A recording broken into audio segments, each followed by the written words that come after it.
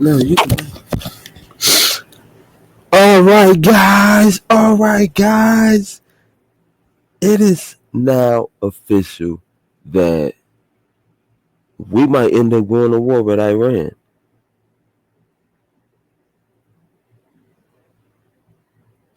We might end up going to war with Iran. Let's look into this, guys. He's out of patience, but he still insists that he has not made a final decision on whether U.S. troops will be attacking Iran. Moments ago, Trump wrapped up a meeting with his security team in the Situation Room.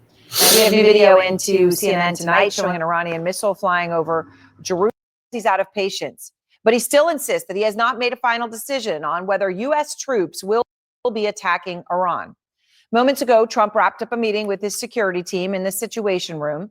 And we have new video into CNN tonight showing an Iranian missile flying over Jerusalem. The pace of that barrage has changed. We are learning that a third U.S. aircraft carrier, the USS Ford, will now be making its way toward the conflict between Israel and Iran, what is clearly already an air war. The Ford is the newest, largest, and most advanced U.S. aircraft carrier. Trump saying tonight he hasn't yet decided how involved the U.S. will become in this war. I have ideas as to what to do, but I haven't made a final. I like to make the final decision 1 second before it's due, because things change. I mean, especially with war, things change with war. It can go from one extreme to the other. War is very bad. There was no reason for this to be a war. He said there's no reason for this to be a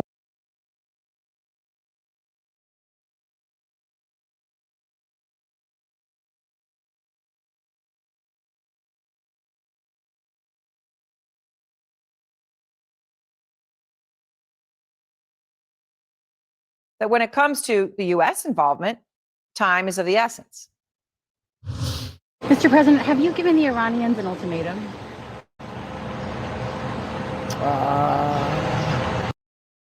You could say so. Right? They know what's happening. Maybe you could call it the ultimate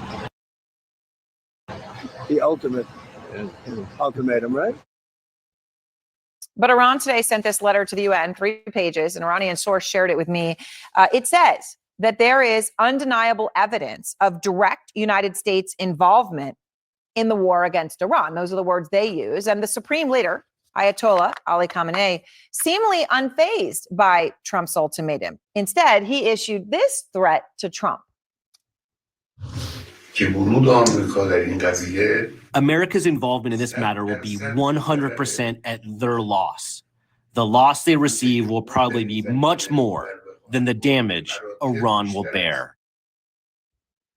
Yeah, Ayatollah also saying Iran will not surrender. So when you have ultimate ultimatums responding, and then they respond with will not surrender, obviously that's not a good place to be. Trump was asked by our Elena Treen about the Ayatollah's refusal to surrender. He said this. Say good luck. When does your patience run out? It's already running out. That's why we're doing what we're doing.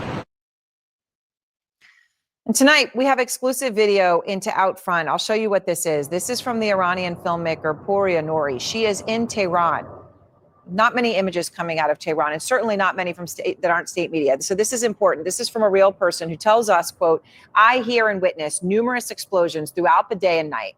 I wake up each morning to the shaking of walls and windows in my home. While the shadow of war looms over the lives of Iranian citizens, the solidarity among the people of Iran has grown stronger than ever. And that is a crucial question, because after a bomb is dropped, if one is, you then deal with, well, is it going to be a civil war in a country with 90 plus million people? And does the U.S. own it? We're going to take you to the ground in Tehran in just a moment, where Fred Pleitgen and his team are now the first Western journalists to enter Iran since this latest conflict with Israel began. I begin, though, with Jeff Zeleny. He is at the White House tonight. And Jeff, we know Trump just wrapped up that security meeting just moments ago. What are you learning happened there, and as to whether any decisions have been made? Aaron, tonight, President Trump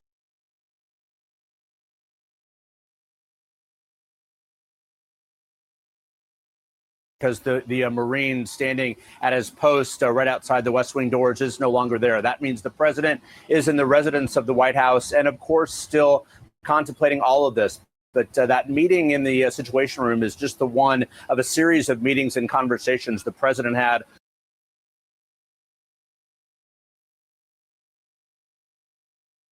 all day long. He started this day here at the White House, as we all well know, saying, I may do it, I may not do it. No one knows what I'm thinking. That was a message to his supporters and detractors alike, of course. But even as I am speaking to you right now, Aaron, I can hear some protests on Pennsylvania Avenue in the distance, urging the president to not go to war. But of course, he is hearing from a variety of advisors. And I am told that even as plans are being made across the government, we've seen the military, of course, fall into a line to fortify U.S. Troops in the region should there be an attack. But also the discussion is on the aftermath of an attack, not simply the idea of striking the nuclear program in Iran. It's on the aftermath of that. And that is what is really hanging over, I am told, the entire question here that the president is really trying to wrestle with. Is he going to engage in a protracted war, something he has long campaigned and waged against? He's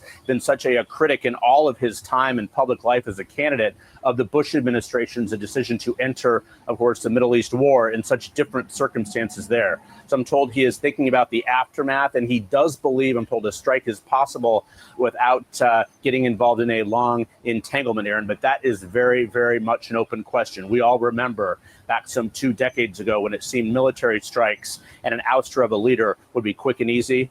It was anything but that, Aaron. Yeah, we all remember, right? The statues toppled and everybody thought, okay, great. Now you go home the victor. And well, God knows we all saw what happened then over the next 2 decades. Jeff Zeleny, thank you very much. And I want to go to Fred Pleitgen. As I said, incredible work here. He has just arrived on the ground in Tehran. Fred's team is the first team of Western journalists to enter Iran since this latest conflict with Israel began. And Fred, what are you seeing there tonight? We've been both hearing and seeing anti-aircraft fire in the skies over Tehran. Also, some pretty loud thuds could be heard as well. It's unclear whether or not those are possible airstrikes or maybe even interceptions by the air defense forces here. But one thing that is clear going through the streets of Tehran is that they are pretty empty, and most of the shops are also closed. As we were driving into the city, we did see a decent amount of traffic going in the other direction, trying to get out of town. And we know that a lot of people have left town since the Israeli airstrikes began here. But at the same time, the traffic was still somewhat flowing. One of the other things that we noticed as well, and we did drive through a substantial part of Iran to get to this place, is that in many other places, it appears to be almost business as usual. There were a lot of cars on the road. There were factories that appeared to be working. Also, a lot of trucks that were driving on the street as well. And folks that we spoke to on the ground were basically saying they were just trying to get by and continue the way that they had been before. Nevertheless, of course, people here in Tehran understand that the situation for them could be dangerous, and many have actually left the city. And this comes as the Iranians are vowing to fight on. The supreme leader of Iran, Ayatollah Ali Khamenei, he came out and said that Iran and the Iranian nation would never surrender. Of course, what the Iranians have been doing is, in the face of the airstrikes that have been coming in, have been lobbing their missiles towards Israeli territory. Fred Pleitgen, CNN, Tehran.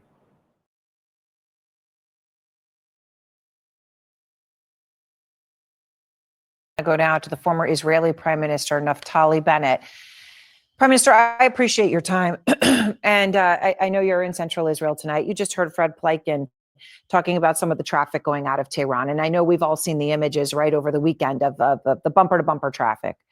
From where you sit right now, would it be the right thing for Tehran to be essentially evacuated? Would that be the right thing to do? Well, in specific areas that we're targeting, which are military facilities or regime apparatus facilities, we notify that in advance in order to minimize civilian deaths and allow people to evacuate. So from those particular areas, it's a good idea. Yeah, we recommend, and we're telling the citizens to move out for the time being. So I want to play again, Prime Minister. I know you heard this, but for anyone who is not, what Trump said today, because he talked about the Fordo nuclear site, right? Obviously the crucial one, where we understand that a lot of the nuclear apparatus is buried potentially 300 or more feet underground. Here's what he said. We're the only ones that have the capability to do it, but that doesn't mean I'm going to do it at all. I haven't made a decision. Prime Minister, I'm actually curious about something specific. I know that what we understand is that when it comes to an actual bomb to do it, that the United States is the one with the capability to do that. That's what he's referring to. But I'm curious as to whether Israel has other ways. I mean, whether that could be commandos or something else. But do you believe that Israel has the capability in any other way to take out the Fordo nuclear site without American help?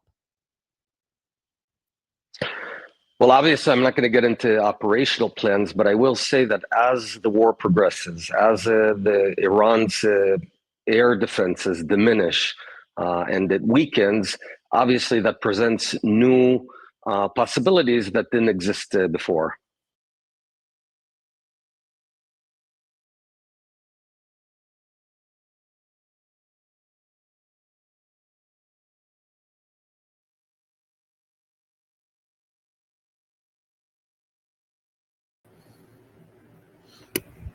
So honestly, what I think is that I don't think America should even get involved in what is going on with the Middle East, because it would turn around and actually cost us a lot of money